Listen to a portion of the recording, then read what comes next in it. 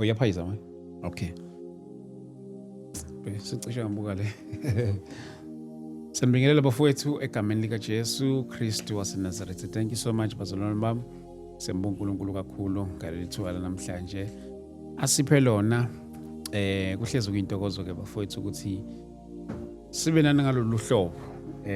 Siyabonga kakhulu. uNkulunkulu ke akaqhubeke anibusise anifihle lapho emakhaya. We are in Durban. This Durban edition la shuthela khona ke kulezi insuku. So siyabonga kakhulu bafowethu uNkulunkulu ke aqhubeke animise lapho. This is a Christian platform here. Always emphasize that it's a Christian platform. If umzalwane usendaweni right kakhulu, you are in a very right platform. So thank you so much bafowethu. Kamala mnge ST wakadlamini. Today I'm joined by my brother. Namhlanje sibonana for the very first time njoba silapha namhlanje. But before we start, I would like us to pray and then we go straight to our today's conversation. Heavenly Father, we give you honor, the glory, the adoration. Dumo lonke lukufanele nesibongo noma sithi siyazama ukuqhathanisa asikhoni. uNkulunkulu wedwa ozifungile ngezwi lakhe. Akekho njengawe, uNkulunkulu weqiniso lonke, uNkulunkulu ongasoze waze waba nephutha, egameni lika Jesu Kristu waseNazaretha.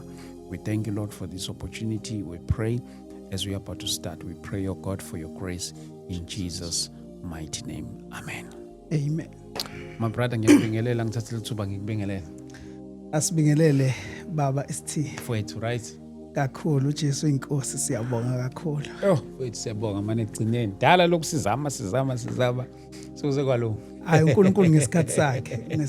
Konke kunethuba lakho. Yes. So yes bafowethu siyabonga kakhulu. Today I'm joined by my brother ozozi-introduce yena namhlanje ngendlela zo-introduce ngayo. Mhlawumbe mfowethu ngale ukupholisa amaseka ngithathe leli thuba nginikeze lonke uze-introduce kubabukeli bethu emakhaya. Asibingelele bazalwane egameni lika Jesu kubo bonke abantu asibukele lapha endlini yakwa ST. Yes, uLT Mkhwanazi lona. Shamas.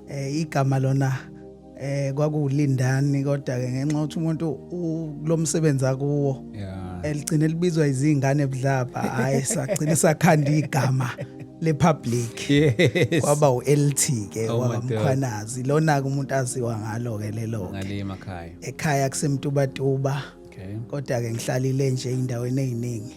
Ukuba lapha umuntu Emfekaye. Emfekaye. Yes, ekhaya kusemfekaye. Oh. Ukhona elinye ke ikhaya okuyilona engikhulele kulona kakhulu kwesaka Mthethwa eCinci. ECinci yebo. Isekhaba umama lapha engikhulele khona. Oh. Nami ngikhulele lapha eMtuba kuyindawo uthi Sophaphasi. Yakwazi kakhulu. Yakwazi kakhulu lapha. Yes, so ngihlalile lapho nje isikhathi esiningi ekhaya bebenomuzi lapho engihlala khona. Ngifunda khona lapha. But ke uNkulunkulu sembonga mfowethu kakhulu. Mhlawumbe bese singena straight to enkulumeni yethu yanamhlanje. Ngibonile mfowethu izinto obungibhalele zona about into okumele sizoyikhuluma lapha namhlanje.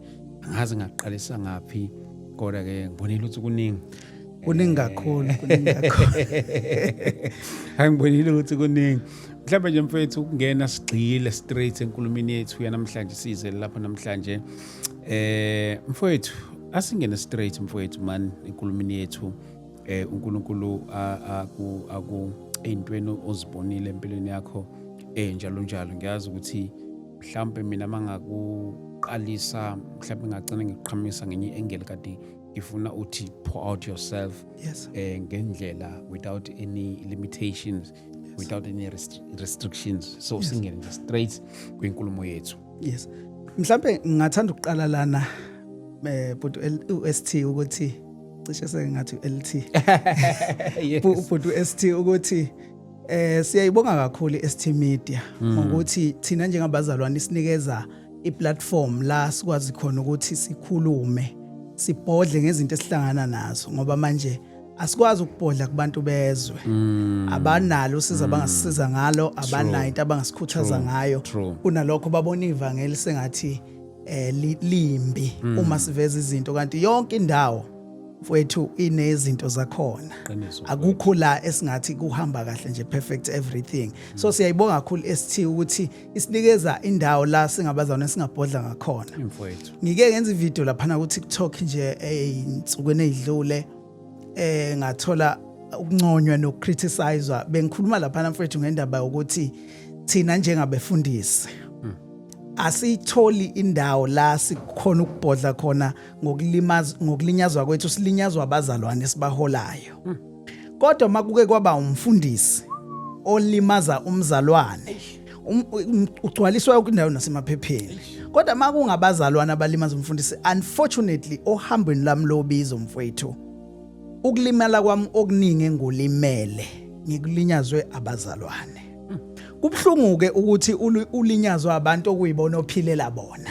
Mfowethu. Ngoba abazalwane masikhuluma abazalwane mhlawumbe mangalanda isitori sami kancane emuva ukuthi ngihlangane noJesu ngisesikoleni kwaku 2006. Ngihlangana noJesu, ngihlangana nobizo. Ngaphenduka ngendlela mfowethu namhlanje engaqondakali kahle ngoba ngavela ekhaya ngabatshela ukuthi kufika uJesu kimi wangibiza ukuthi ngihambe ngiyoshumayela ivangeli. Ngakithi bengekho abantu abasindisiwe. Esigcemeni ndisangakithi wayengekho umuntu osindisiwe kwaqala ngami. So abazali ngenxa yalokho ke kwaba confuse ukuthi lo muntu ungenwa yini phela nalento lenkolo yokusindiswa nokushunyayelwa ayikho la endaweni. Bangithatha bangisenyangeni ngahlala enyangeni 3 days. Sure. Ngiyolashwa beyitshela ukuthi ngingenwa umsangano mhlambe sengiyahlanya.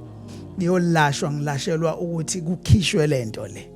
On the 3rd day mase ngibuya bebuza ukuthi hayi manje usizwa onjani, ngithi hayi isiwes kakhulu lento le. So uhambo lwami noNkulunkulu luqale lapho ke nje mangibizwa uNkulunkulu ngangokuthi izinto eziningi ngize ngikhale mfowethu ukuthi ngcono kube kuthiwa umuntu mebizwa uNkulunkulu kunendawo la vaya khona like icollege efundisa nje ngobizo. Ngiyayibona le iBhayibheli ngoba le iBhayibheli inecessity kuwo wonke umzalwane nje yeah equip. Yes, kodwa ngathi ngakhona eqondene nobizo la khona umzalwane lo suke ebizwe uNkulunkulu efundiswa etshelwa nangezinto angahlangana nazo endleleni ngoba asifani mfowethu. Abanye abantu ezintweni esihlangane nazo they couldn't take it. Baningi abantu abahlangane nezinto esihlangane nazo kodwa bona they couldn't take it baze bathatha ezinye indlela esingashumayela namhlanje sibagxeke. Yebo kuhle vele ukuthi sibagxeke ngenxa ukuthi balahle umthwalo banjengembongo lelahle umthwalo, kodwa egcineni kosuku mfowethu kunezinto abebebhekene nazo bengenayo umuntu ongabatshela noma ongabamentorisha ukuthi mase kukanje udlula kanje. So ukulimala okukhulu esikulimele thina njengabashumayeli, it's all about ubizo. Kuxhomeke kobizweni lwethu ukuthi ekubizweni kwethu saqala indlela sangayithola mentorship. Abaningi bethu sangayithola mentorship, sangathola ukuchazelwa ngobizo. Thema sekunzima sihlangana nezinto phakathi obizweni sijikele kwezinye izinto ezigcine sezilihlaza zilijivaza ivangeli. Ngakho ke mfethu mhlawumbe mangathiwa nje indaba yami ngoba inde kakhulu indaba yami ngoba sikhuluma ngohambo lapha mfethu lweminyaka ecela ku20 manje. Ngicabanga ukuthi kulonyaka esoqalayo ngiqala unyaka ka20 ngaqala le journey yokuhamba noNkulunkulu yobizo. Ngaqala ukushumayela ngineminyaka e14. Angithi mangishumayela kwezinye indawo kube khona abantu abathi lengane lefanele ibuyele ekhaya nje iqala yothola uthando lwabazali ngoba ubizo lwami belungikhipha kakhulu lungihambise endaweni ezikude. Kwezinye ngiye ngingazi umuntu khona. Ngifike ngihlale ukulala phandle kimi into enormal. Ingakho ungathi uyangixoxela mfethu ST uthi ulale phandle waswela indawo yokulala, mina ngeke ngize ngikuzwele kakhulu ngoba kimi into enormal sengize ngithathe ukuthi into engathi ishule yonke. Ngeke kuze kungithusa ukuthi hawu ngithuswa ukuthi umuntu ulale phandle ngoba ngilale phandle kakhulu mfowethu. Nje kuningi obekwenzeka uNkulunkulu engithume endaweni ngoba mhlawumbe la enye into futhi endabeni yobizo eye iyenzeke ngesiphosiso ukuthi abazalwane uma ubizo uNkulunkulu bese bekuyekelela wena noNkulunkulu bethi nizodila nobabili.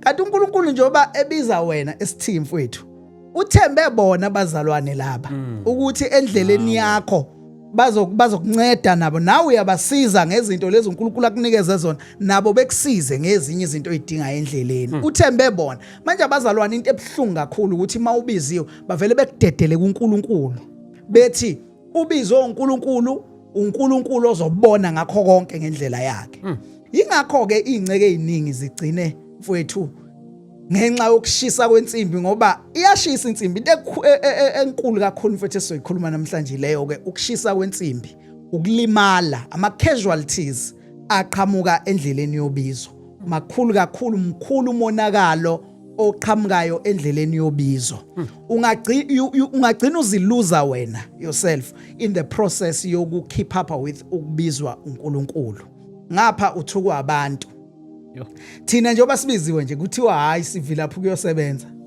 ngingakhetha mina mfethu LST ukuyosebenza ngiqashwe ngisho ngaqashwa yiNdiya kunokuthi ngisebenze lo kaNkulunkulu umsebenzi abanye abantu bathatha sengathi lento esikuyo ilula kulula ngoba uyashumayela nje kuphela they don't understand I background ukuthi aqali nje usuphethe imic usushumayela lapha ya kuningi okwenzakalayo behind sometimes uyoma lapha yena mfowethu mina ngake ngashumayela kushoniwe ekhaya kuncwatshwa the same day ekhaya kuyangcwatshwa mina ngiyashumayela ngapha ngobani na abazalwane noma kuyindaba bengathanda ukungena kuyo leyo kinama details amaningi agori yona yes kodwa nje abazalwane bakhombisa ukungangeseki ngangokuthi even financially angikwazanga ngisho ukuthi ngitransporteke ngiyofika ekhaya ngosuku lomncwa I had to preach you stand up you preach ngapha ekhaya kuyangcwatshwa kuyakhalwa ngapha ekhaya kodwa you are expected to stand there and fanele mawuma lapha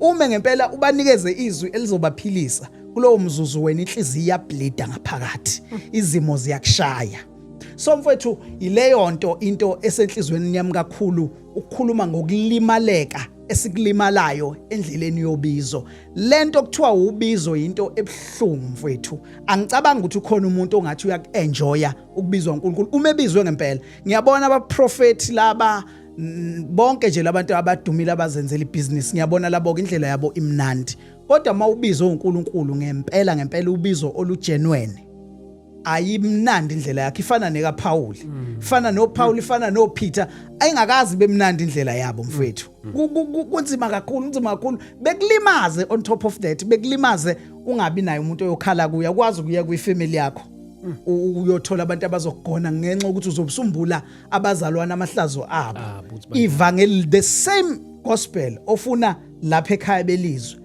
bazolizwa kanjani suvule zonke lezi zinto wachaza ukuthi hey sengihlangane nokuthi abazalwane sebengenze nje bangenza nje uma wami akasindisiwe kwesinye isikhathi ngiyafisa ukuthi ke ngiye kuye ngiyokhuluma kuye njengendodana ikhuluma noma wayo ukuthi mama ekhambi kahle kanje kodwa ngicina mfethu ngiyiqinisa ngenze ngathi yonke into iright ngenxa ukuthi angifuni abe nesithombe sokuthi shuthi lendlela le ngoba kakhulukazi mfethu iphutha lisekuthenini abantu uNkulunkulu asithembile ngabo nathembe bona ngathi ifika ishayisane lapho ke mfethu ukuthi uNkulunkulu nje bekubiza uthembe abantu ukuthi bazokusiza bazokucathulisa endleleni yakho bona bevele bethi hayi siyekelela kuNkulunkulu yena ozobona bese kuba nzima ke ngalendlela kuba nzima akuzange kube mnandi mfethu lapho ukhuluma nomuntu obizwe uNkulunkulu kodwa futhi suicide legend okehlale phansi acabange ukuthi let me end all this kuvele kukhulunywa ukuthi kukhaliwe once ngangcwatshwa kaphela ngami because I can't take it anymore mfowethu ngibuya Limpopo Eastern Cape Free State ngicabanga ukuthi lezi ndawo engisayihambile cha bengakayi ngapha ko Cape Town okay yes kodwa indawo eningi ngihambile la kwaZulu Natal ngihambile kakhulu preaching the gospel from the age of 14 mfethu awunayo enye impilo ubopheleke kule mpilo le uyayibona zonke ezinye izinto ezingaphandle you are bound ngoba masikhuluma ngokubizwa sikhuluma ngebondage uPaul mayikhuluma ngesigqila eyibiza ngesigqila sika Kristu usebenzisa igama elisho isigqila umuntu ophucwe intando yakhe uthathelwe intando yakhe they cannot move as it pleases them ngeke ngahlangana nabanye abantu mina esiteam fethu bevele bethi hayi kuba uyayeka ukushumayela uzame kanjena ufuna umsebenzi wenze kanjena ngiyazi ngivele ngibuke ngithi labantu laba bayazi lento ekumina. You don't have an option la yokuthi uthi uNkulunkulu ngisacela ukubeka amathuluzi ke ngiyozama ezinye izinto empilweni cause mfethu ubizo lokulandela noma ngabe kuthiwa yini into oyenzayo uma ungekho obedient obizweni ayikho into oyenzayo elungayo. Kubhidlika konke njengoba sishumayela nje siwaqalela amabhizinisi amanye abo awiswa yibo abazalwane. Uqala ibhizinisi uthi okay let me not depend ekuthenini ngizothola lokho engizokunikezwa abazalwane. Let me start a business on the side. Kakhulukazi mina njengoba ngumuntu otravela kufanele kube ibhizinisi elizokwazi ukuthi mangitravela lenzeke noma ngitravela noma ungekho yami. Ligcine luwiswa ibona abazalwane laba. Liwiswa ibona bethatha izinto bengakhokhi awukwazi futhi ukuthi phela usubuya kumzalwane usuba njengolaqasha lapha na kuSithuma. Awusekwazi ukubuya njengolaqasha kumzalwane fanele uyigcine njengenceke uhumble noma uyicela into oyideservayo uyicele ngaleyo ndlela umzalwane vele ethathe ngokuthi hayi inceke le ngivele ngeke izingenze lutho. Kuningi mfowethu ukulimaleka esikulimalile lapha endleleni yokubizwa. Singenayo iplatform la ozoya khona uke uyokhala khona. Uke uyokhala nje kuvulelwe nje indawo yesililo seyinceke nje la ifike ikhale khona zikhale mhlambe zithole leyo nduduzo zibekwe lana ziduduzwe. Awucabange mfethu ST uhamba ekhaya kini uneminyaka e14. I'm 32 years now. Ngahamba ekhaya ngineminyaka e14. Ekhaya kithi ngiyavakasha angaze ngihlale khona from the age of 14 ngiyavakasha sometimes ngike ngiye ekhaya thola ukuthi sekuphele 4 years kade ngingakwazi ukubuyela ekhaya. Like uhlala laphi zonke lezi insuku nje leminyaka indawo la inkosi esuke ngithume khona. Okay. Thola ukuthi kwenye ngizohamba ngifike ngiwenze umsebenzi ngithi mase ngiuqedile engabibikho amandla okubuyela emuva. Kwenzeka into lezi mfowethu ezingeke zize yikholakale mawuyixoxa zikholwa uwo osuke zenzeka kuwena. Omunye umuntu engabuza ethi hayi it's not possible ukuthi kungathiwa ufike washumayela endaweni wawususwela nje imali ye-tax yokubuyela emuva. Mfowethu uyazi it's possible. Kwenye indawo ngicela ungayisho ngegama ukuthi kuphi ngoba ngiqondile ukubakhuluma kabi abazalwane baleyo ndawo. Kodwa kwenye indawo ekhona khona la KwaZulu Natal. Ngashumayela for 2 years. Uma sengihamba for 2 years nganikezwa u250 rands. Onganeli nokuthi ngifike ekhaya. Do you think mfethu ngizoyigibela yini tax ebheke ekhaya? Ngino 250 rands after 2 years of preaching la. Sekufanele ngibuyele ekhaya ngino 250 rands. Angicabanga kuyongena etaxini ngoba mangingena etaxini ngehla ekhaya ngehla nani mphetheni. Kunalokho imini engiluze kakhulu over the period galo 2 years lo. Ngendlela ukuthi kuno December mfowethu engibaspende ngihlala kubangani bami abangabazalwane. Uthola ukuthi ngibona ukuthi uyabona lo December lo mubi ngalendlela ukuthi fanele ngiyuspenda kwamngani. Ngiprefer umngani ngicela ukuza lapho ke kuwe ngoba unendawo yakho kanje ngihlale nawe lo December because I can't go home. Umama mangiqhamuka ekhaya ulindele ukuthi lengane lena ihlala kubazalwane ingeyabazalwane. Uma sengiqhamuka ekhaya ngiqhamuka ngi-empty handed ngithini kumama ngithi abazalwane abanginikezanga imali. Uzoyithatha kanjani leyo nto? Ukuthi abazalwane bahlulwe ukuhlanganisa imali ye-tax. Ngikhuluma ukuthi i-tax ukuthi ufike ekhaya ayineli kule mali abakunikeze yona.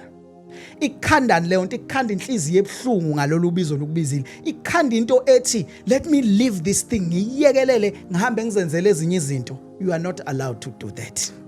Umama yena ubeyayithini mhlawumbe ukuthi awukho kule minyaka lemingaka at the age of 14 and indaba yesikole mhlawumbe beyimisa kanjani? Ngumisa kanjani?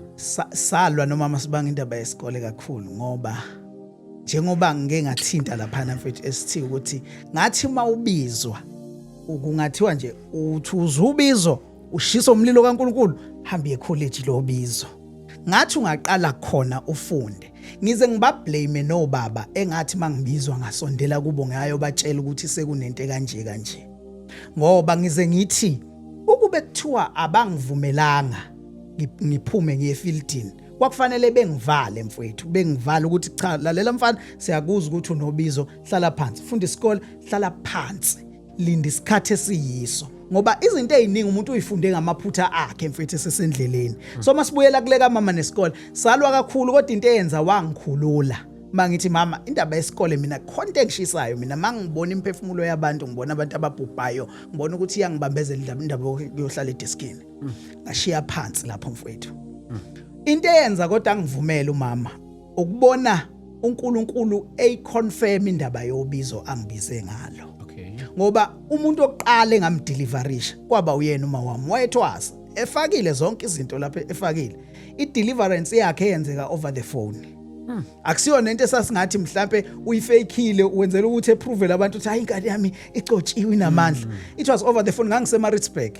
ngaleso sikhathi lesoke egule nginayo lento ukuthi hey umama lento emgulisayo imoya nje le emibi I associate naye ngavele futhi ngangimfonela ku Mr Phone hayi nange cellphone la owufika ufake khona u2 rand ngoba ikhathi akudala zo 2007 kwakusafonwa kanjani ngafike ngafaka u2 rand ngamfonela kade ngibhazile la ngiyazi vele ukuthi uhlala ngokungaphili ngamfonela khona ngamthandazela over the phone ngezwe after ukuthi wasakazeka phansi waphalaza yonke lezi zinto lezi awayilokho ezidla wavuka lapha ethu akasayifuni yonke lento le sahamba ngayoshisa izinto zakhe lezi zobungoma ngamukelisa uJesu so into eyenza ke mfethu kube lula ukuthi angidedele uma ngithi nje manje ngibiza uNkulunkulu ngibizela umhlaba wonke ngiyahamba ilento ayibona kuyena nokuthi ugogo wami wayefe isingezansi and I pray to God ukuthi uNkulunkulu mawungibize ngempela futhi ungithuma ukuthi ngiyoshumayela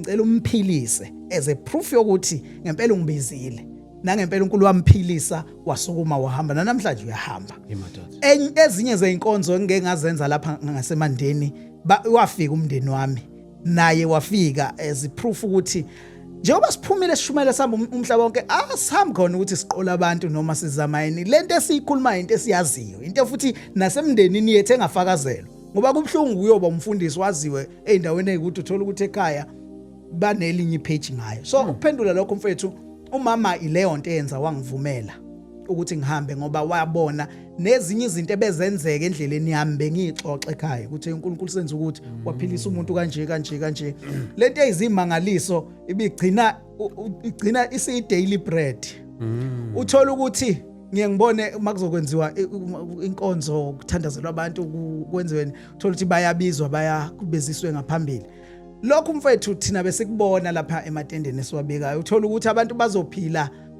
uyingenele etendeni ungakenzi lutho ungakakhuluma ungabize altar call uthi uyangena etendeni kuwa abantu phansi sebephilile abanye baphalaza izinto abanye kuphuma ngenhla kuphuma nangezansi uNkulunkulu ebaphilisa nje abantu so yingakho kungasiyona nento esiyithatha esingayithathela phezulu nesingavalidate ngayo ukuthi lo muntu ubiziwe ngempela ngoba into esiyibonile sayijwayela ayisithusi asithi masibona ho uthandazela umuntu wasukuma wheelchair besithi ile ndoda icotshiwe akusithusi and futhi siyazi nokuthi iyakhandwa endleleni yobizo lana sihlangane nabantu abaningi mfethu ukhona omunye nje odumile lapha osowaphuma endleleni ngake ngahlala naye ngisho endlini khona enye 2 piece yama eyithanda yayisinigeria ethi ngifuna ukugqoka le 2 piece yakho lena mase ngiyosukumisa ishosha kunezinto manje ayidayisayo and it's one of the people mfethu esithesihlupheka endleleni yobizo basihleka ngoba bona bese bedivertile kodwa sisaxhumana nabo basihleka ngiyakhumbula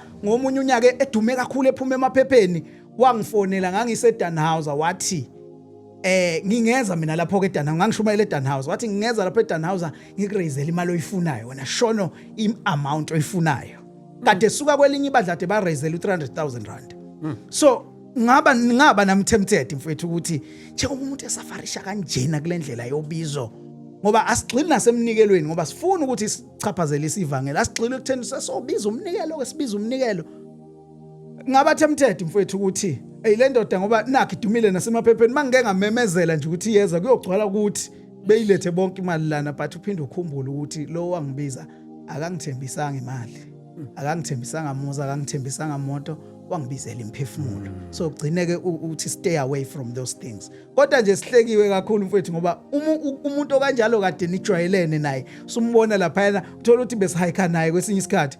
Sumbona usihamba ngeimoto eyishintsha akudlule akudlule usalapho shiya leyo nto kuyaphilwa ngapha ugcina uhlekeka kodwa you hold on ubambelele noma kushisa mfethu. So indaba esikole yasala kanjalo ekhaya ngesikhathi ngingekho umama besiye sixhumane ngocingo. Okay. Ngibe umuntu ozokhanda ama stories ngoba ngizama ukuvikela abazalwane laba. Hayi mama ngizonibona phakathi nonyaka ngozange uzalo December izinto zibhizi kakhulu. I understand futhi. Hayi qhubeka vele ngwabazalwane shumayela ngani yami shumayela ningithandazele phela faka imali phela. Alindele ukuthi khona okuzoqhamuka ngenhlanhla uNkulunkulu mayenzile leyo nhlanhla kube khona okwazi ukumfakela khona awababazele lokho kagcine enganakanga ukuthi wena ufika ngekhaya egcine engasibonanga isimo esingale obhekene naso. So mfethu lube kanjalo uhambo lwami ngendlela ukuthi ayikho into engiphatha kabuhlungu njengokubuka ibandla. Mangikhuluma ngebandla angikhulumi nje ngesonto elithile mfethu. Bakhona abazalwane laba sike sahlanganyela nabo ababizwa ngokuthi bayibandla. Sike sakhonza nabo kakhulu labo bazalwane and they are advocating for ubunye bebandla. Ukuthi ibandla linye ibandla they are advocating. Kodwa into engayibona elekhaya kubo impilo ke manje yebandla ukuthi ibandla fanele liphile kanjani. Yazi mfethu ST akufanele njengoba kuJanuary njengabe kukhona ingane yomzalwane okuthiwa inayo imali yokuyoregister. Ngisho abekuthiwa abazali bayo bayahlupheka. Uma ingeyomzalwane kunabazalwane involved. Ikhaya phela lelo kufanele ngabe lenza ngufunda wizenzo. Lento fanele siyicule fanele siyiphile. Silifuze lelo bandla laqala labo sisi afanele siyicule fanele siyiphile leyanto. Ngufunda kwizenzo kuthiwa akekho owathi lokhu kungokwakhe. Ngoba babegcizelela ukuthi wonke umuntu akaneliseke behlanganyela siyibandla siyibandla siyaleka kakhulu mfethu ukuthi kungathiwa kunengane yomzalo ihlele ekhaya ayili kuyofunda kunabazalwane lapho uNkulunkulu babusisile wabathi fahla amasentshana kuma account abo kodwa kunengane yomzalwane engayili ngenxa ukuthi ayizalwa uyena kodwa sikhonza nayo la bejabulele ngoba abanye abantu baze bethi sibhitha mfethu uma sesiqala siphefumula ngobhlungu esibonile kubazalwane kubhlungu ukuthi uhlale nabazalwane ubakhorasele ubaculele bengayibuza indaba yokuthi lo muntu yena uphila kanjani njoba ula njengamanje uyakhorasa ntambama uyakhorasa kuyimanje emini uzobe setendeni ushayela itende laliwe khona uvusa ugcina yena eyithole into yokuphila ngoba phela ezethu ingane siyithumele ezikoleni zisemisebenzini lesihleli nayo la uthola ukuthi ugcina ngokuhamba kwesikhathi usubabuka ngeindlela abazalwane uthi hayi labantu kahle hle abasithandi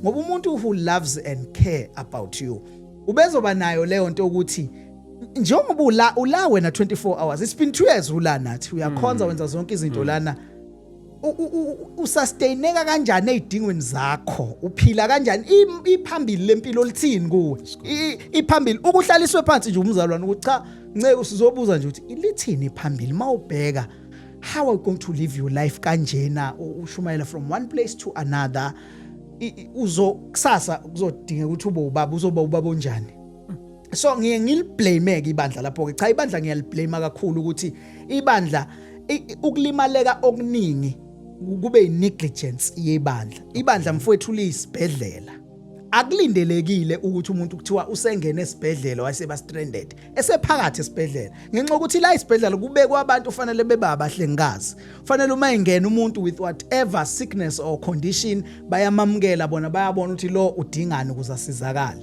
so nasebandleni it was supposed to be like that ukuthi umuntu once wazwangena ebandleni wabhilonga kuJesu wabasemndenini kaNkuluNkulu then usethola abafowabo ke manje who will care ukuthi zithini ezemfundo ithini future yini ofuna ukuyenza ikhona ni business idea onayo usizwe kunalokho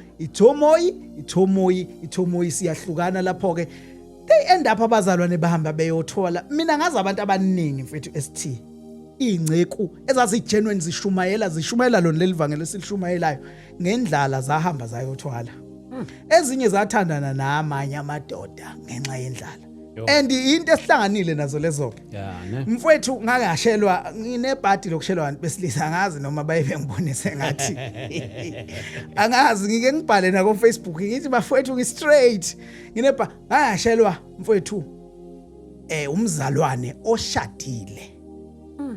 umzalwane oshadile ngeke ngize ngikhipha ama details amaningi ngoba bosheshe bembone nabangakubo la hlala ngakhona bosheshe bembone mangimchaza kodwa wakhuluma nami mfowethu ngalendlela ukuthi usathane futhi wenza ngamasibom ukuthi these things ziqhamuke ngesikhathi empilweni kushubile kushubile ungenawo ngisho utamatisi wangishela lo baba lona wangishela wathi wazwa isibuto kamnandi ngiyakuthanda ngifisa ukuthi ube umuntu wami indoda straight engathi miqhamuka lana mfowethu ungayicabangela ukuthi yenza lezi zinto ngoba nje indoda straight and to make things worse uthi mase sixoxa ke uthi umshumayeli amthanda kakhulu uMama Madlala lo senqotho ngithi awuyini umthando uthi hawu ngoba ushaya izona ushaya itabane nani kodwa lento wena uyayenza behind kodwa uyajabula emishawo lapha ePulpit kulabantu abaningi abathi mabeshumayela lapha yana mfowethu begxeka izinto kanti bayazenza ngapha ngemuva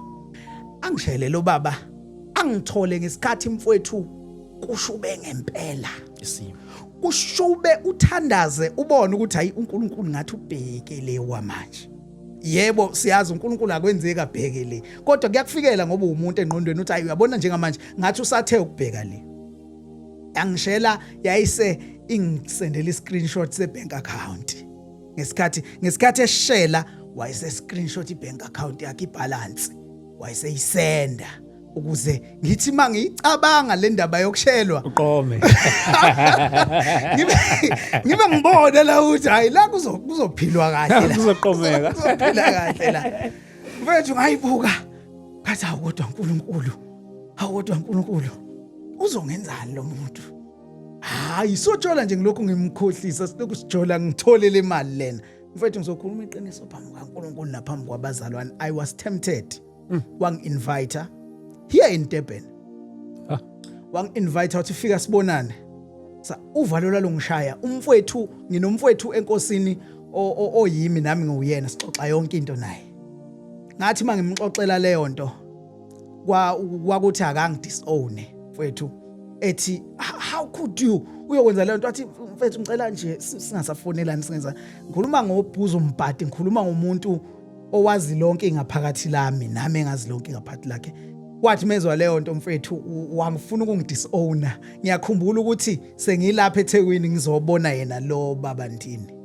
wangifonela kanye efuna ukuzwa nje ukuthi ngiyaphila wafona ngathi mangile answer ucingo wathi hayi sengizwile ukuthi uyaphila ungiyeka wa drop ucingo indlela ayingicasukele ngayo ngokuthi ngizile ukuzombona it doesn't matter ukuthi ngangichazela mfowethu ngeke kuze kwenzeke lutho ngimbonile lo muntu ngambuka kuma video calls ngambona ukuthi noma kuthiwa kushaya isikhathi ukuthi kufikiswane emandleni angeke zengihlule phela ngumzalwane impela kodwa uyabona la ukuthi lana ngingahluba ngiphume ngale yana la sengimbonile na kuma video call ukuthi lo ngeke azangenze lutho mangingathiwa uyazama ukuforce himself on me ayisho ukuthi singaphelele police station leyo nto leyo ngeza mfowethu ngikhuluma lapha ihlazo izinto ozenza ungafisa abantu bazothi uzenzile sure kodwa ngesimo osukubhekene naso ubuka ukuthi ngihleli la endlini kushubile ake ngiyele umuntu mhlawumbe uzongipha noma 1000 rand vele ungayitholi kwaleyo mali ngafika sahlala naye wazama imovie yakhe on me ngathi hayi ngathi siqala nje nokuthi sibonane usufuna into eziningi cha sizobonana sizokwazana nginethemba ukuthi phela mase ngibuyele emuva uzongithi ngalokho engangikubone kwi-account uzongithi hawu kukhanye nami kulunge lena kuphi khona wayiqala wanginika nje ukuthi ayihambe ngiyofika endlini wayiqala ngabona ukuthi uyangijezisa ngokuthi nami phela ngidilivanga mfowethu ngikhuluma izinto esidlule kuzo lapha obonayo ukuthi omunye umuntu ngathi moyixoxa engayikholwa well nginama proof ngoba izinto eziningi ngiyayigcina efonini nginama proof konke nje kusesekhona lapha efonini akudeletiwe ngangokuthi mfowethu ngathi sengifike khona ngathi but he must pay for ukuthi nje kwakhona nje uthi uke wangithinta nje nangesandla sakhe ngathi this guy must pay for that. I am a man, I can't be touched by another man. He must pay. Ngahlanganisa isu ngathi kuye hayi sizobuya sobonana second time. Faka imali. Awu calculator uthi izoba ngaka imali. Ngase ngithi khona nenye into efanele ngiyisebenzise ukuthi njoba nje ngizongena kulomkhakha lo. Phela ngithi njengoba kukhona ivirgin ngapha kwa natural nangapha ke kwa homosexual likhona njenge virgin kunezinto fanele ngiyithenge ngiyisebenzise ukuze phela khambe kahle yonke into wasithenga ke leso story wayifaka imali yathi xaxa emva kwalokho ke ngathi ngithi hayi engibona impela hayi angazi ukuthi ngiyobe njani ngathi ayangidli phansi mfowethu uyidle imali unonembeza othi awukodwa kufanele ngumzalwane ngabe ngidla imali enje kodwa ngibuye ngiyiduduze ukuthi hayi ukhokhela ngoba nabakwaIsrael bakhokha phela ngokugqilaza I mean abaseGibhithe bakhokha ukugqilaza uIsrael bagqilaza uIsrael 400 years uthe mayisephuma uIsrael waphuma nawo wonke umcebo wakhona sebakhokha manje ngalo 430 years athi bemgqilaze nga so uma isitha sisigqilaza fanele kugcineni kosuku sikhokhe phela for that gqilazement nami ngayiduduza ngalokho athi inkosi ngixolele ukhokhela lento ukuthi nje ungisuselena wangithinta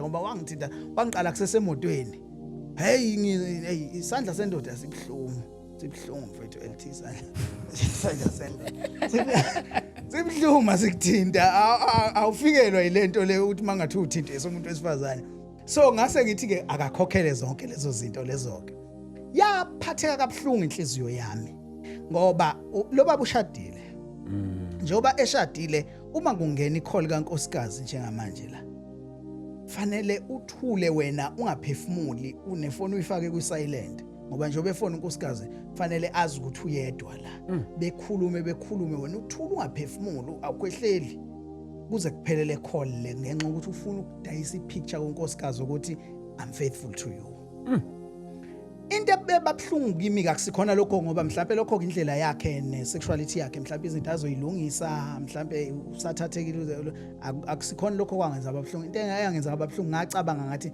kazi bangakhi abanye abantu who found themselves in the similar situation abanye uthola ukuthi bona abaphunyuki ngendlela engiphunyuke ngayo mina they end up evumela ukuthi ebe umfazi kwenye indoda ngenxa yesimo esisuke simxakile baningi futhi abakwenzayo lokho ke baningi futhi abantu abakwenzayo lokho ke leli demon letabanism lenza ukuthi lo umuntu lo osuke eyiperpetrator abe namasentshana bese ama victims kube dry angazi liyenza kanjani lento kodwa ama victim kuba dry ukuze mayethi ngoba nami mangakutshela inamba engayibona lapha yena mfethu ST ngathathe ngathi awu yabona umuntu usazoyidla imali mangangena lana ngize ngibuza kwabanye ngoba nginabo nabanye bangani abakuyo lento ngize ngibuza kuba ukuthi bafethu kuhlungu bakhona ngakanani bafethu ngoba mhlawumbe into umuntu angayibekezelela athathe le mali lena ukhona nje umunye wangihleka wathi uyazi ukuthi ubuhlungu bakhona kungalasta ngisho unyaka ngathi mina it can't be phela ngaba bekho abantu abayilento abaningi kangakube ubuhlungu bakhona ngangazi ke noma uqiniso bakhona noma wayejokela kodwa nje ngase ngibuza ngizama ukuya ama options zami ukuthi phela le mali umuntu ingamsiza ngoba mfethu umuntu esafade eshumayela ivangeli suffered a lot it came to a point la ngihlala khona somewhere ngirenta mfethu uhlala la uyarenta hayi ngemali yabazalwane fanele uzame yakho irentele wena khonzisa abazalwane unikele but you don't take money from them and now fanele uyigcine integrity yakho ukuthi angizile ngemali la njengomsebenzi kaNkulunkulu you expect them ukuthi akusuke kubo ukuthi njengoba lisho phela iBhayibheli ukuthi ofundiswayo makahlanganyele nalomfundiswayo into zonke ezinhle you expect ukuthi njengoba lisho iBhayibheli osebenza kwevangeli fanele adle kwevangeli ungayifaki isifonyo ebhulayo athi uPaul uNkulunkulu wayikhathazeke ngenkabini noma wayisho ngenxa yethu bese ethi wayisho ngenxa yethu so you expect ukuthi abazalwane kuzosuka kubona behlale phansi ukuthi akube khona siqhamukisa endaweni yasemakhaya mfethu uzoyorenta o900 rand unemployed that's not a small thing uzokwenza lokho ke unyaka uphele hoping ukuthi umsebenzi ngoba uyakhula kuzogcina kuhlanganiseka ukuthi uthole support khona you end up meeting wrong people in my life I've met a lot of wrong people. Abanye bangixabanisa nabanye abazalwane engangizwana nabo ukuthi muthi uyaxoxa uthi yazi ngihlangane nomuntu kanje athi lo mzalwane sengiyayiqhelelanisa nawe. Lo muntu ohlangana naye umuntu who's offering you help at a price. Uma uyixoxa kumzalwane kunokuthi kuvuke lento yokuthi yazi it shouldn't get there. Fanele ngabe singabazalwane we help each other ukuze singa exposeki kulezi zinto. Kunokuthi kuvuke leyo nto kuye umzalwane ukuthi yazi singabazalwane fanele ngabe senza sure sivale lezi ikhala lezi. Kunalokhu disown wena. Uyakudela ukuthi umuzwana nomuntu okanjena hayishuthi ke nami angivele ngiqheleke kuwe. Not necessarily ukuthi uzwana nalomuntu ngoba you are in agreement with lento lena. Izinto mfethu ohlangana nazo endleleni zikuyenga ukuthi phuma endleleni ohamba ngayo ye uprightness ngenxa ukuthi in that uprightness awutholi lutho. Yeah. Awutholi lutho ukuba faithful kwakho mfethu ngaliphatha lela bandla futhi i-depression yami enkulu nje engake ngaba nayo the major depression I ever had was on that church because ngafika laphana ngafica be very few. I think it was 4 or 5 people. Ngafika khona ngayinikela ukuthi angiyawuvusa lo msebenzi lo ngasebenza ngamandla ami onke. Ngaleso sikhathi ngangiqala ukwakha ekhaya ngithi ngakha nje uthuro umnyana wami. Ngangiqala ukwakha ngoba ngisho ukuthi khona okungamabhizinisi umuntu obethi uyakuzama ufakele umadlana uthi okay uthi ngiqale ngithi la yonke imali engangiyithola ngase ngiyithatha ngifaka kulo msebenzi ngiyarenta ngithi nje I'm investing la ngiyazi ukuthi at the right time God will repay me. It never happened mfethu. Ngalivusa lathi selivukile selivutha seli right hawu sekubonakala nabadade sebazi ukuthi hayi sekwaphela lana awusebona ukuthi sekuyakhonza lavuka ngishaya ivusela ngishaya ama open air la ngichitha mfethu ibandla abazalwane bayalimazana la ngichitha la ngahlala namphansi lathi cha mfundisi besicela ukuthi ngoba sekubuye ubaba wethu besicela ukuthi nixoxe ukuthi ningabambisana kanjani naye eqhubeni umsebenzi. Ufika on a Sunday ujwayele ukuthi uyazi ukuthi uyakhonzisa lana wena ohlela yonke into ukuthi uyafika ufica kunenye program. Like I've been here for years, I'm counting years ngila. Hayi ukuthi ngifikela insukwana noma amaviki. I've been here ngicount iminyaka ngila ngikhonzisa lana. I'm investing yonke into enginayo ngiyifaka la ngoba ngithi one day it will repay me. Uthi uyafika on a Sunday ufica sekunomunye umfundisi ngobe ibandla usulivusile lavuka la ngathi liyaphila. So ufica kunomunye umfundisi andingeke uzulwe. Lento siyenzayo lena ngeke uzothi yazi nizotholana ecourt fanele ningikhokhele for indleko zami zonke lezi ngispendile sukela emalini yerent ngirenta lapha endlini ngake ngathi mangiyibala ngayibona igijima ko 16,000 imali esengirentile ngathi hawu ngabi phezulu kakhulu indlu yami. And leyo nto yangilimaza mfowethu uhlala endlini uyikhiyele khona uyikhiyele endlini uthi yazi angifuni nabantu bengibone ngoba ngisacabanga ukuthi mangiphuma la endlini ngenze njani. I invested myself and everything in that ministry. Now it's gone. Hayi ukuthi there was a proper handover ukuthi hayi ST sicela ukuthi manje uphume sengena like ngesikhathi kuphuma ubaba umsholozi kungena yabo ayikho into kanjalo mfowethu. Kwenzeka ngendlela ubudlapha ubuka inhliziyo zabazalwane ukuthi kanti abantu babantu abanjani abasangicabangeli ukuthi ngiinvestile phela la abahlale namphansi besho ukuthi hayi sesibuyele umfundisi wethu kanje behambile kanje silungise zonke izinto sase siyikhuluma over the phone sengimangala ngibathinta hawo mzalwane uSibani kanti kwenzakalani manje hawu kwenzakalani nayo inceke ngeke ngize ngiblame kakhulu ngoba yona yabizwa yalandwa abazalwane.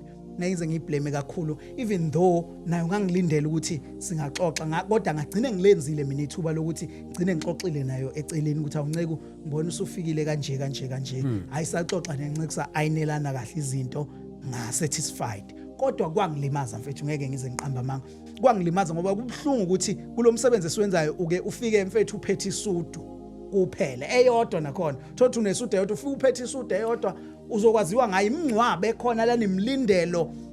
Mina on a Sunday bengibatshela abazalwane ngithi no khonza nodwa on a Sunday bena le mthetho ukuthi on a Sunday we have to be here abantu abangcwabayo bayekeleni ungcwaba on a Saturday so asibayekele nathi sifuna ukukhonza.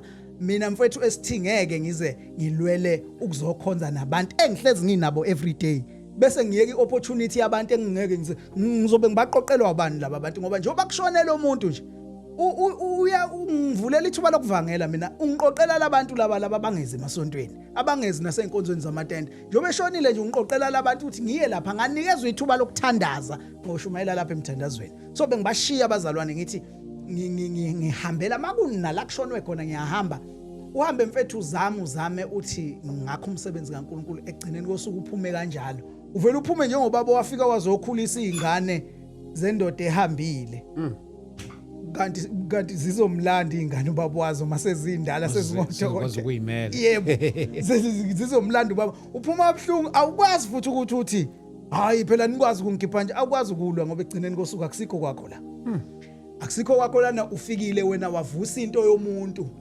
uma seyifuna umuntu into yakhe fanele ibuyele emasisweni so mfethu ezinye zezinto lezo kumuntu ezimlimazile kakhulu zamkhozela idepression but I thank God ukuthi in that process I met indoda kaNkuluNkulu umvangeli uSikhakhane okay I thank God ngangikwi-verge ye-suicide lapha and ngumuntu kwemina vocal angikwazi ukuthula nento ngangibhala kwi-status ngibhala nje ngibasignal abazalwane ukuthi I know I'm out I'm gone I'm out ngibasignal ngingasho straight ukuthi hayi mina ngicabanga ukuyibulala abazalwane kodwa nje ngibasignala ukuthi eyimayikhona nendlebe neso lokubona ukuthi kuthiwani la mhlambe engaba nakho ukusondela abuze ukuthi kwenze njani so I thank God ukuthi kwathi ngalezo insuku lezo ke sengibona kahle ukuthi yabona eyaphambili indlela le yokuthi ngiholwe umfundisi ibandla lilandele ngemuva eyongibeka ngilale ngokuthula enyaweni kaJesu I met ubaba uSikhakhane wavele wathi hlala phansi awuyeke ukushumayela uhlale phansi uyithole wena ngoba lento leyo ukuhamba ubleeda uyaqhubeka uyashumayela uyableeda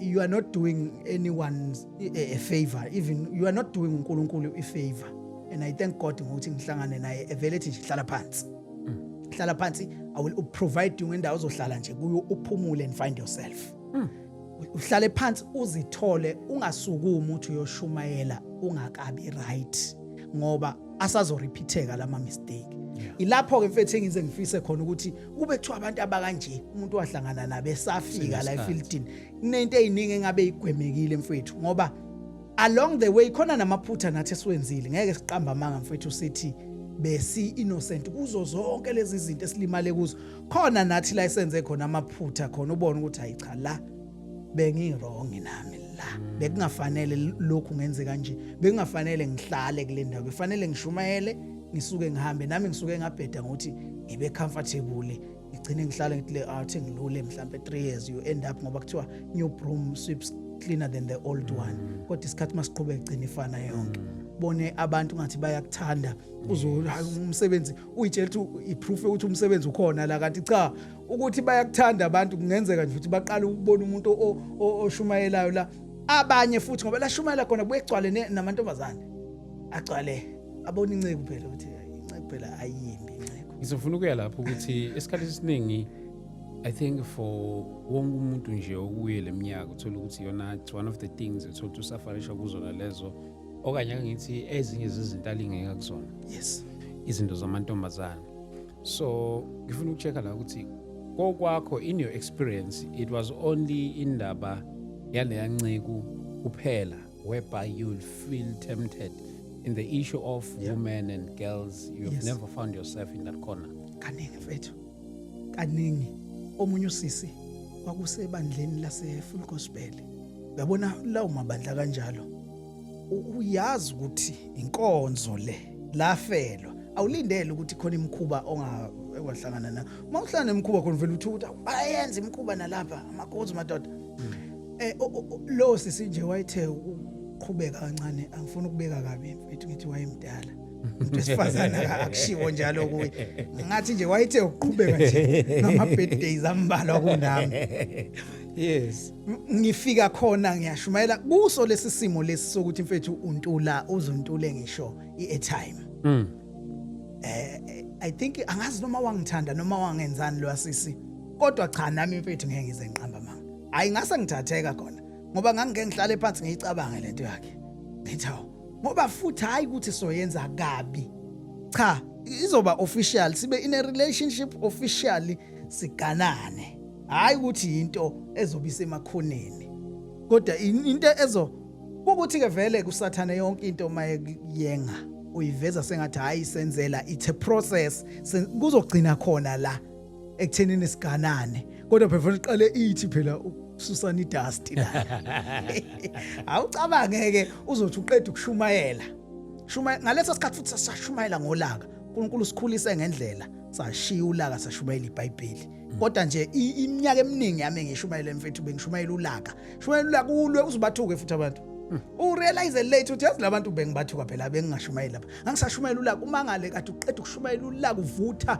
uvutha kabi bese umuntu evele ezokubhalela iSMS ethi awuthi phela qini ngedwa lapha endlini and uyazi ukuthi lo muntu uzokufumbathisa imali uyazi ukuthi uzokufumbathisa imali khona la akangicela khona sisewimpi wathi ngifuna ukucela into eyodwa nje just kiss me here or it's only that thing lapho sesibuka uyothenga phela thengile ngiphethe plastic lana ungithengele wangithi fahla futhi na pocket money so yena usezocela ke umqabulo and ucela in a public space shuthi fanele mina ngicompromise isithunzi sami njengenceka kaNkulunkulu lapha phambi kwalabantu ngenxa yalezi izinto lezi kodwa I thank God ukuthi I did not fall for it kukaningi mfowethu I think eFree State le yantombazane ngaxabana nabazali bayo ngabona ukuthi indlela engithanda ngayo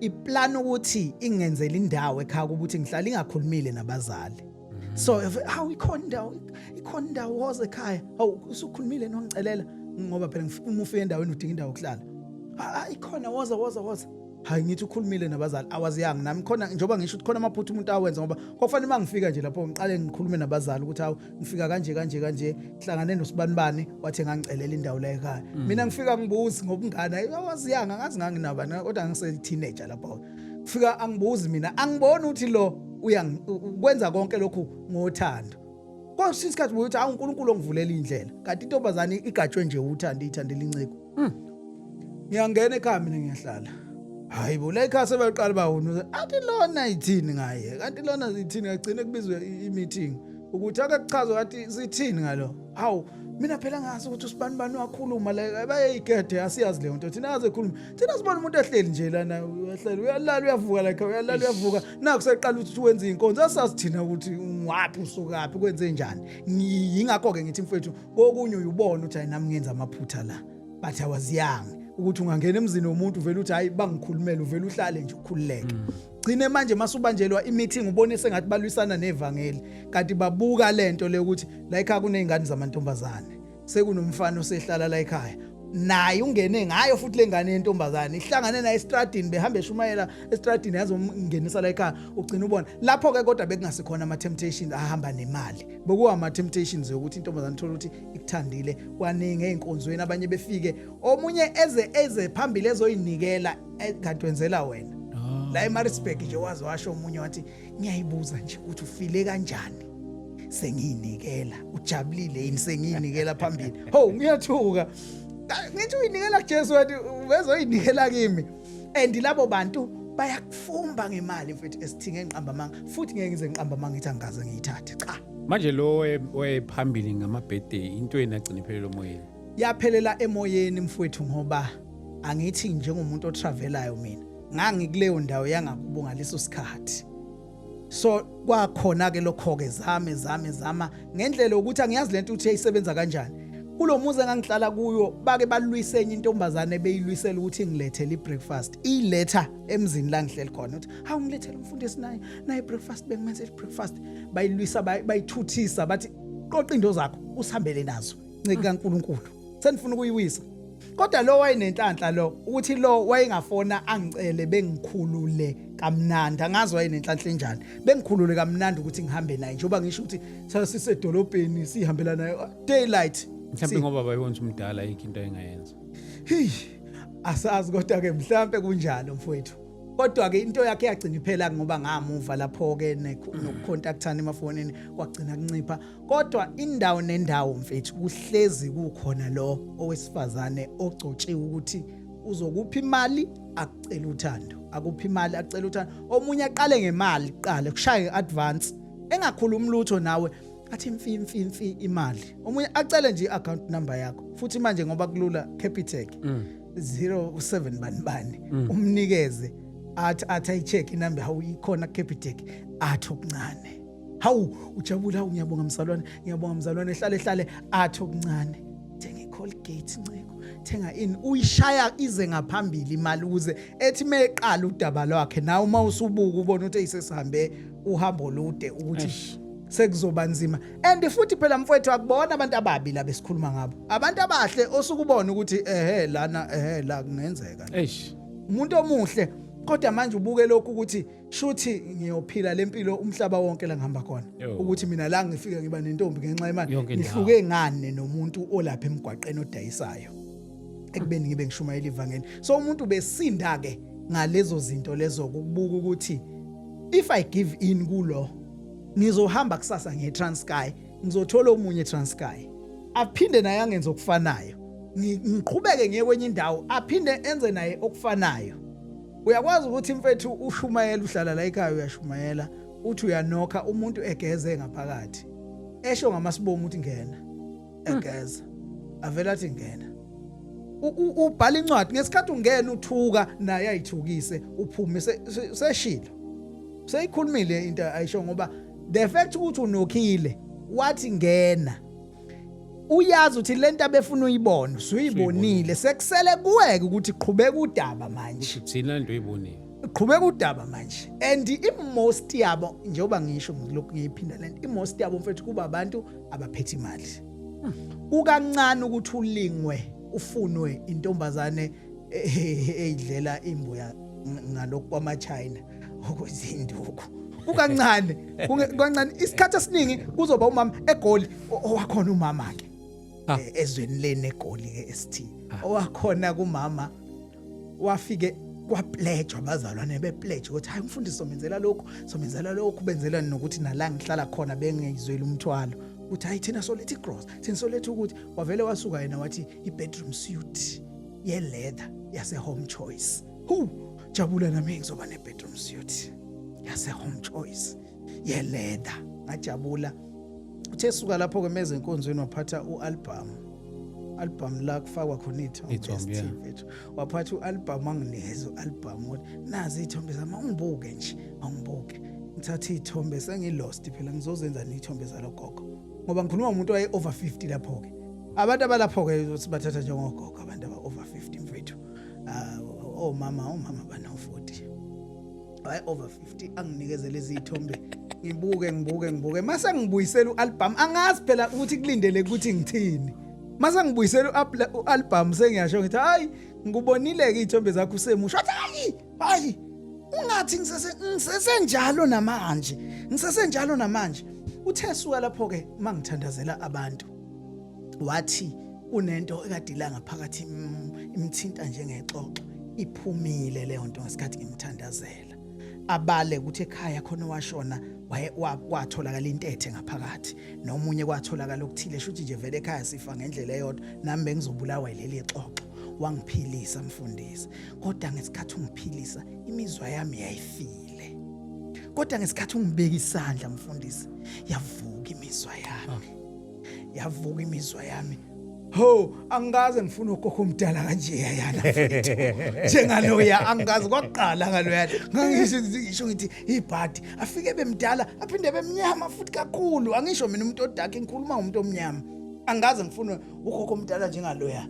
Manje ngesikhathi ngibaleka phela ngoba angithi noJoseph wathi impela ukuqhela membone esondela lo mama lona ewisa amabhikini akhe wathi ukuqhela. Manje mangithi ukuqhela ngayithola ipunishment yonke into ayipledgile nale bedroom suite yami wangibhalela incwadi ethi ngoba uyitshela ukuthi usile uthande ngikunikeza lona wena wangaliphindisela kwaleyo bedroom suite leyo ke ngeke usayithola. Wabhala incwadi ngayithatha akuwona mangalawe ngwaqamba mfethu ngayithatha ngabafundisa ngathi bukani phela izaga engihlangana nazo njengamanje bekufanele ngithandane nalo mama.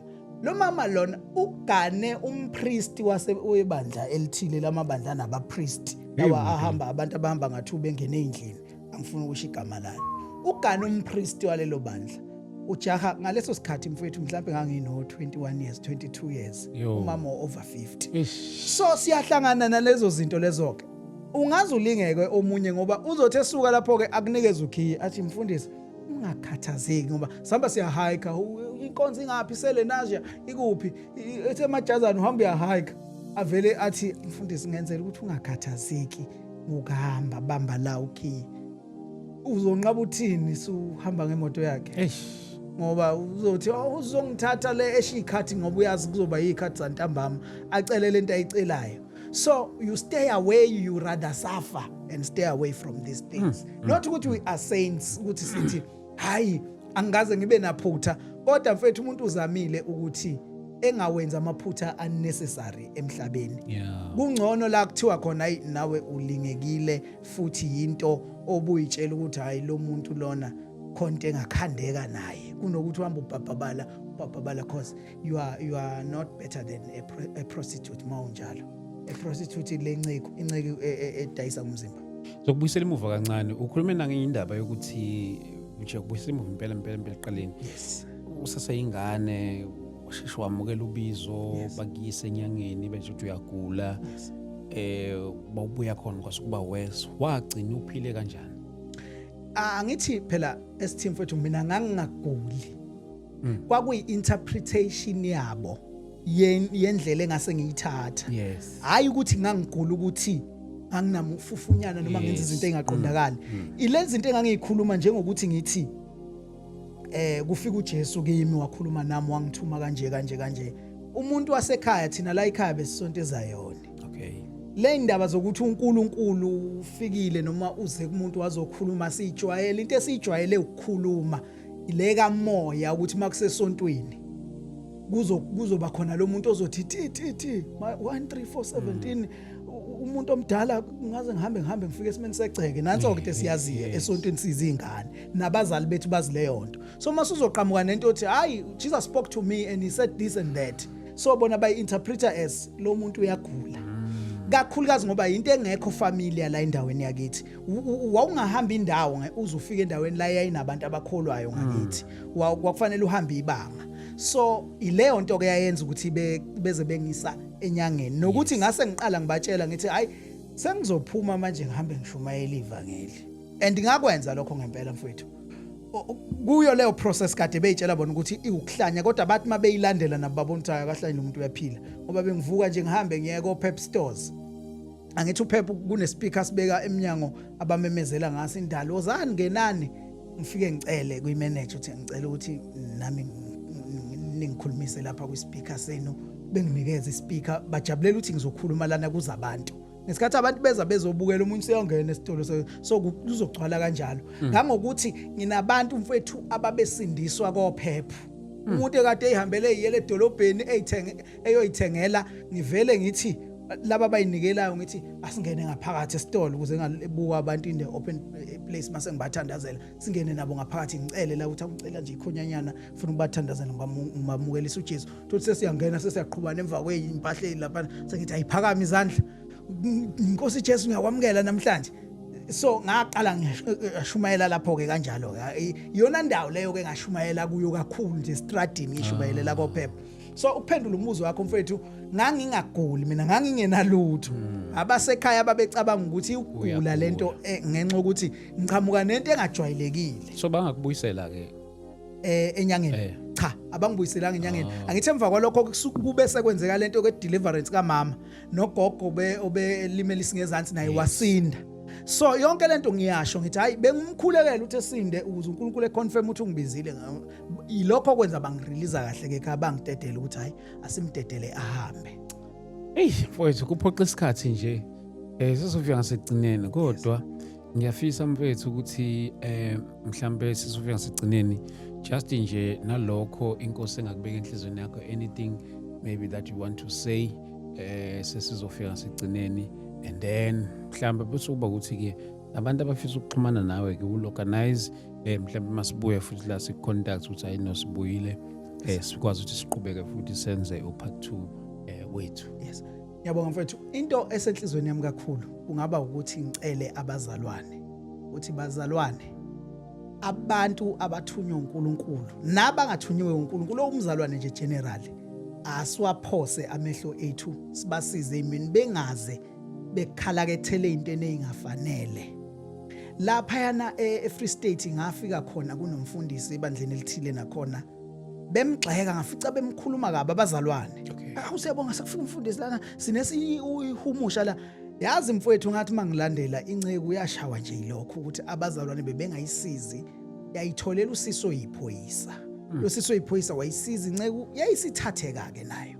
So sesivala nje mfethu ikhwele engalihlaba kungaba yilokuthi bazalwane indaba isala kini njengebandla. Unopotsho abaningi abavulekayo ngenxa ukuthi ibandla alenzi lokhu okufanele ngabe liyakwenza. Yazi mfethu ngiyakhumbula sesivala into engake ngayenzelwa omunye umzalwane ngomunye unyaka ezwa lesi story sami sokungaya ekhaya ngoba njoba ngisho ukuthi bekuke kuphele 4 years ekhaya ngaqhamuke. Kunomzalwane lapho oculayo uma wami ngimthanda kakhulu Siphumelele Mbambo. Angisakhumbula unyaka kwakuyimuphi. Wathi mezwa ngithi ngino 4 years ekhaya ngingasayi ngesimo sa financially.